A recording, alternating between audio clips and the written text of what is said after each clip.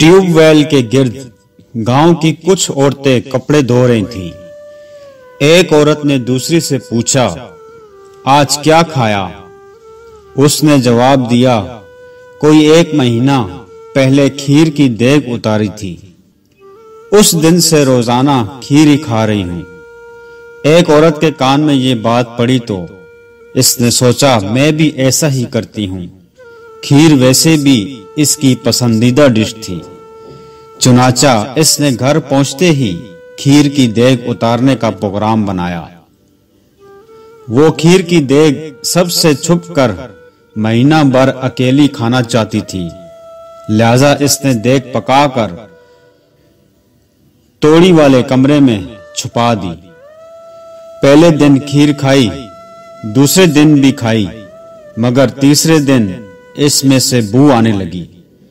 مجبوراً بری دیگ ضائع کرنی پڑی۔ اگلے دن پھر سے وہ ٹیوب ویل پہنچی تو کپڑے دھوتے ہوئے کسی عورت نے اسی عورت سے پوچھ لیا کہ آج کیا کھایا؟ تو اس نے وہی جواب دیا، 1 ماہ سے ہر روز کھیر کھا رہی ہوں۔ وہ اس کے پاس گئی اور حیرانی سے کہنے لگی، بہن، میں نے تو 2 دن کھائی، تیسرے دن اتنی شدید بدبو آنے لگی کہ مجبوراً ضائع کرنی پڑی۔ تمہاری ہمت ہے جو 1 ماہ سے کھائی جا رہی ہو۔ وہ عورت اس کی بات سن کر ہنس پڑی اور کہنے لگی، میں نے 1 ماہ پہلے کھیر کی دیگ اتروا کے محلے کے ہر گھر میں بانٹ دی تھی۔ اس کے بعد سے روزانہ جس کسی گھر میں کھیر پکتی ہے وہ میرے گھر بھی بھجوا دیتا ہے۔ اس طرح ہر روز کھیر کھاتی ہوں۔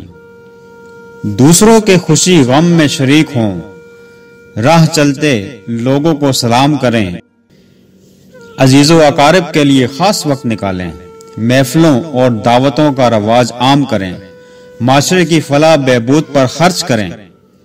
اگر آپ ایسا کرتے ہیں تو یقین کریں آپ کے فلنگ سیٹ پر گرد و اطراف ہر کوئی فکر مند دکھائی دے گا۔ راہ چلتے ہوئے پلٹ کر نہ جانے کتنے سلام آنے لگیں گے۔ خوشی غمی میں خود کو تنہا نہیں پائیں گے۔ مشکل مواقع پر عزیز و اقارب اپنی جمع پونجی میں سے بالکل اسی طرح آپ پر خرچ کریں گے جیسا کہ آپ نے کیا ہوگا۔